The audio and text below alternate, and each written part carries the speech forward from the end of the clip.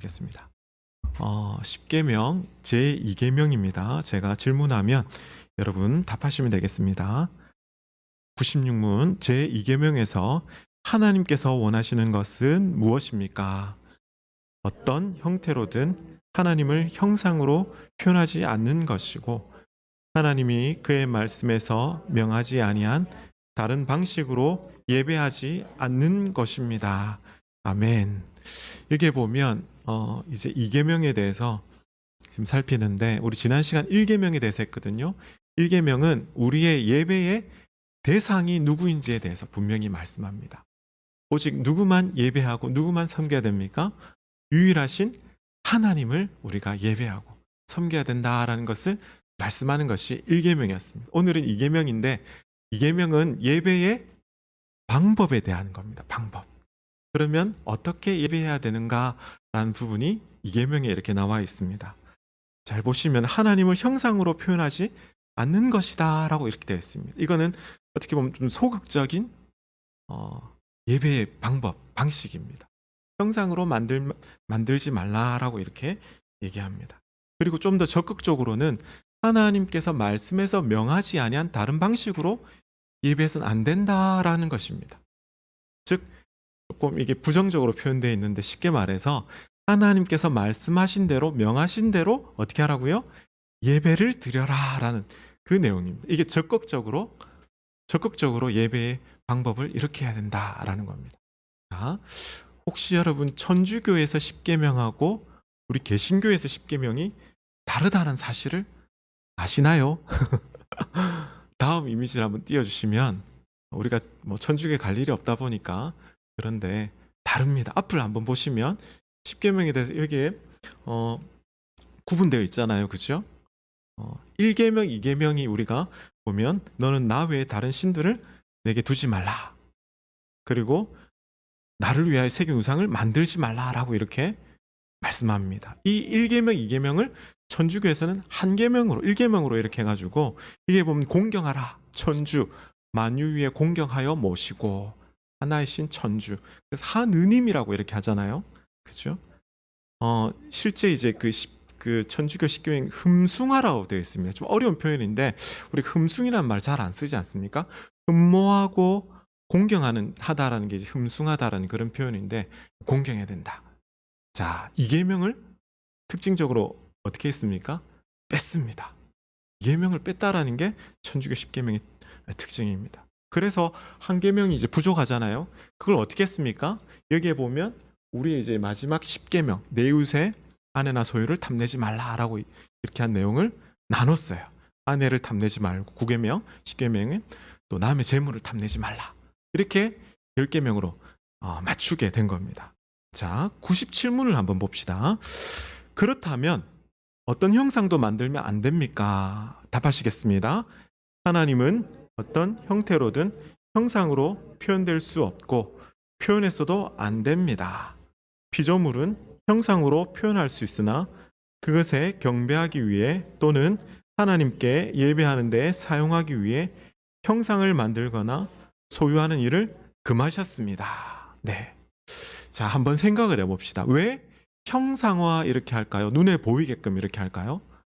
형상화 한다는 것은 보이지 않는 것을 형상화하는 겁니다. 그렇죠? 조금 쉽게 설명을 한다면 우리가 기업을 생각할 때 기업도 물론 공장이나 그렇게 방문을 하면 이렇게 알 수 있겠지만 그 기업을 잘 표시하기 위해서 어떻게 합니까? 로고나 뭐 CI라는 걸 이제 만들잖아요. 혹시 사과를 이렇게 한 입 깨물어서 만든 CI, 애플 기억나시죠? 예, 그걸 통해서 쉽게 이 모양은 애플 회사를 이렇게 표현하고 있구나라는 겁니다. 예를 든 겁니다. 제가 뭐 애플을 좋아하고 이런 건 아니고 그런 겁니다. 자, 여기에 보면 피조물은 형상으로 표현할 수 있다라고 되어 있습니다. 그렇죠? 형상화할 수 있습니다. 그러나 그것이 경배하기 위해서 또는 하나님께 예배하는 데 사용하기 위해서 형상을 만들어서는 안 된다라는 것을 분명히 말씀하고 있습니다. 우리가 이스라엘 백성들이 이집트를 나와서 출애굽한 다음에 광야에서 모세가 시내산에 이렇게 내려오지 않자 어떻게 했습니까? 불안해진 거예요. 불안해져서 무엇을 만들었죠? 금송아지를 만들었습니다. 금송아지를 만들고 뭐라고 했습니까? 이 금송아지가 우리를 인도하신 하나님이다라고 이렇게 섬긴 거예요. 그래서 하나님은 철저히 저들에 대해서, 금송아지를 만드는 자들에 대해서 벌하신 거죠. 예배의 방법이 틀렸다는 겁니다. 한마디로 인내하지 못하고 불신앙으로 인해서 형상화해서 우상을 만들게 되어 있다는 것이죠. 자, 98문을 한번 봅시다. 그렇다면 교회에서는 평신도들을 위한 책으로서 형상들을 허용해서도 안 됩니까? 답하시겠습니다. 그렇습니다. 우리는 하나님보다 더 지혜로운 체에서는 안 됩니다. 하나님께서는 그의 백성들이 말 못하는 우상을 통해서가 아니라 그의 말씀에 대한 살아있는 강서를 통해 가르침 받기를 원하십니다.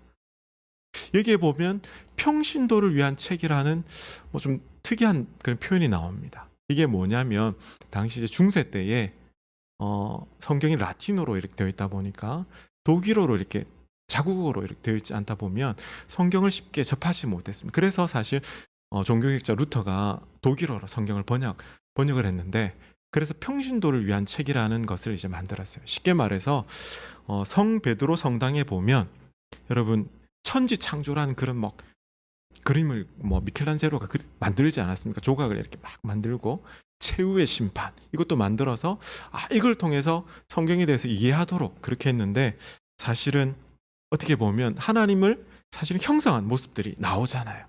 그것이 하나님이 사실 여기에 보면 뭐라고 얘기합니까? 하나님보다 더 지혜로운 채는 안 된다라고 이렇게 얘기합니다. 물론 성경을 그림책으로 만들고 이렇게는 할 수 있어요. 단지 하나님을 형상화해서는 안 된다라는 것을 말씀합니다. 그래서 어떻게 보면 개혁교회에는, 우리 교회도 마찬가지입니다. 십자가 형상이 보이지 않잖아요. 교회 내에서. 왜 그렇게 했냐면 사실은 십자가를 바라보고 뭔가 기도해야지 더 기도가 잘 이루어질 것 같다. 이것도 마치 십자가가 형상화도 될 수 있기 때문에 오직 주님만 바라봐라. 그래서 성경 말씀에 골로새서 1장 15절 말씀을 보면 주님에 대해서 하나님은 형상화하신 대상이 있습니다. 그는 보이지 아니하는 하나님의 형상이시요 모든 피조물보다 먼저 나신이시다. 바로 하나님의 형상의 본체이신 예수님께서 이 땅 가운데, 우리 가운데 오신 것이죠. 계속해서 우리 십계명 말씀을 통해서 함께 은혜를 나누길 원합니다. 광고 말씀드리겠습니다.